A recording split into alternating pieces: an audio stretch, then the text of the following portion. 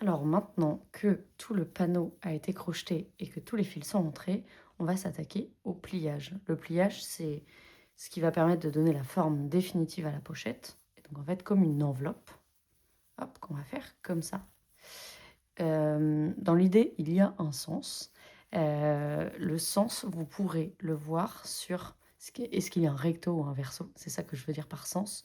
Le recto est donc ce qu'on appelle l'endroit du projet en tricot et en crochet.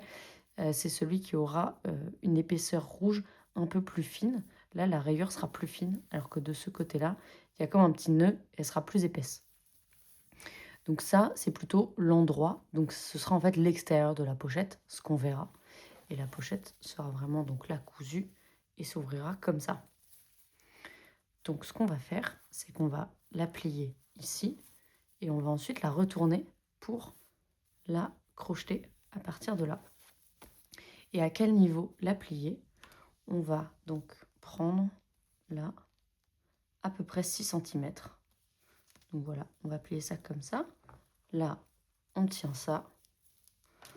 On la retourne dans l'autre sens. Et là, en fait, donc vous pouvez glisser avec votre main. Ce qui va compter finalement, ça va être le premier pliage ici, puisque la couture, on va la démarrer ici. Et donc là, vous allez donc piquer donc dans cette maille-là et dans la maille qui est en fait celle juste à côté finalement. C'est vraiment là les deux mailles qui sont collées et qui font l'angle. Donc là, vous allez piquer dans les deux.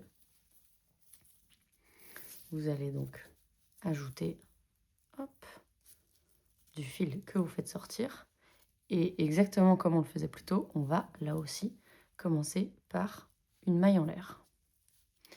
Et là, en fait, pour réaliser la couture, on va faire des mailles serrées, donc exactement de la même façon que tout à l'heure, mais plutôt que de piquer que d'un seul côté, que dans un seul morceau du panneau, on va piquer dans les deux à la fois. Ce qui fait que là, donc on travaillait sur cette maille-là, donc on va piquer sur la maille qui suit, et là on va regarder derrière et on va piquer aussi dans la maille qui suit. Ça va ressembler à ça de dos. On passe le fil une fois donc qu'on ramène vers soi. On le fait sortir une fois, on repasse le fil et on les fait ressortir des deux mailles. Donc, exactement comme les mailles serrées qu'on faisait tout à l'heure. Ce qui change, c'est juste qu'il faut ressortir à travers ces deux panneaux-là. Donc, on pique là et dans la maille de suite, hop, et on sort. On peut donc piquer aussi les deux en même temps si vous vous sentez suffisamment en confiance. Mais sinon, vraiment, vous prenez donc une épaisseur et puis la deuxième épaisseur. Et pareil, il faudra vraiment piquer dans chaque trou, donc c'est comme une maille serrée.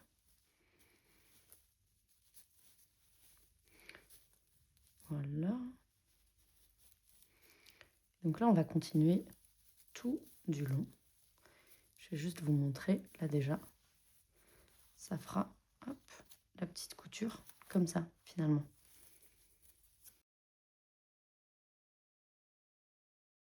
Alors là, pour la couture, ça sert à rien de trop serrer, hein, puisque de toute façon, ça se régularisera un petit peu. Mais comme on passe dans les deux épaisseurs, c'est normal, il y a de la matière. Donc, on peut vraiment crocheter normalement. Pas besoin de serrer pour être sûr que ça tienne. Et alors là, on a donc quasiment terminé de crocheter dans les deux épaisseurs.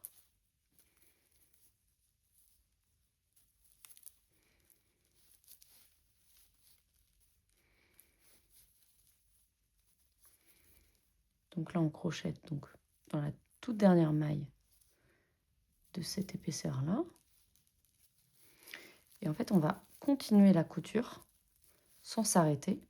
Mais là, on ne sera plus que sur une seule épaisseur. Et donc vraiment dans la continuité. Donc là, ce sera à nouveau un petit peu plus facile à faire. On va monter donc là jusqu'en haut.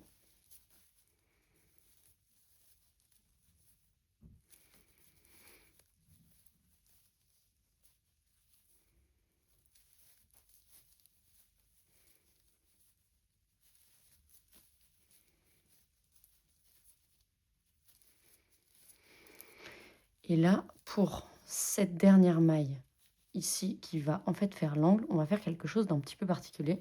C'est en fait pour l'angle, on va piquer donc 2 fois dans cette maille-là pour donner un petit peu plus d'amplitude à l'angle. Donc on fait une maille serrée et là, plutôt que d'aller directement donc ici, on va repiquer au même endroit et refaire une maille serrée.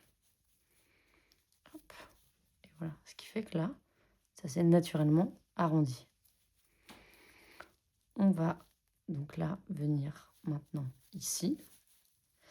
Là, ça va un petit peu changer puisque on travaille à la verticale des autres lignes. Ça peut être un petit peu perturbant, mais on va le faire exactement de la même façon. Là, en piquant dans chacun des trous.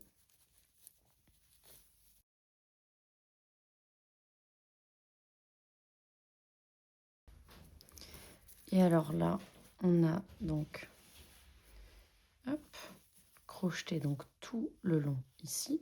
Et là, on va faire la même chose. Comme c'est un angle, on va donc crocheter 2 fois au même endroit.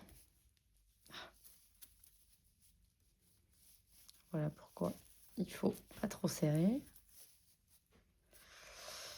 Et là, on va donc réattaquer. Mais avant ça, on va juste compter ici combien de mailles est-ce qu'on a fait avant de rejoindre les deux pour être sûr que ce soit bien parallèle. Donc ça, c'était les 2 mailles de l'angle. Donc 1, 2, 3, 4, 5, 6, 7. Et après, on attaque à 2. Donc là, on va crocheter cette maille seule. Si vous êtes à 5, vous en faites que 5. Ou si vous êtes à 8, vous en faites 8.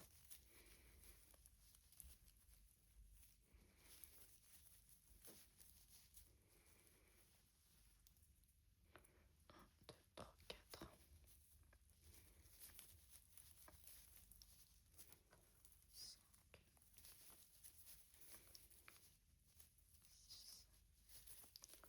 7.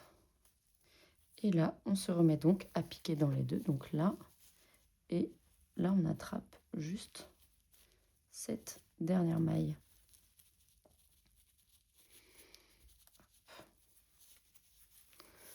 On continue les mailles serrées.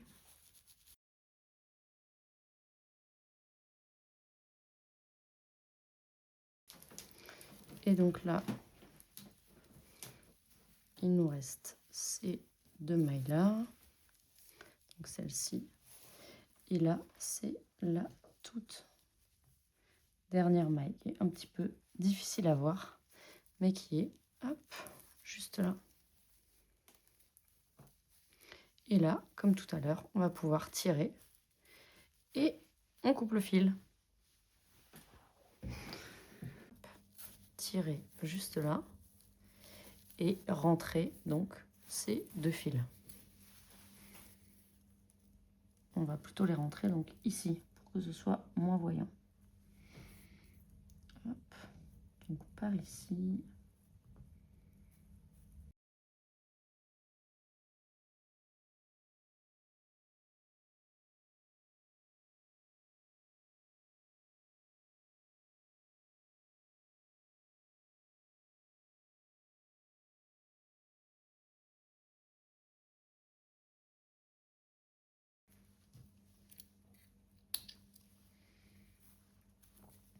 Et on tire juste là. Et pareil de l'autre côté.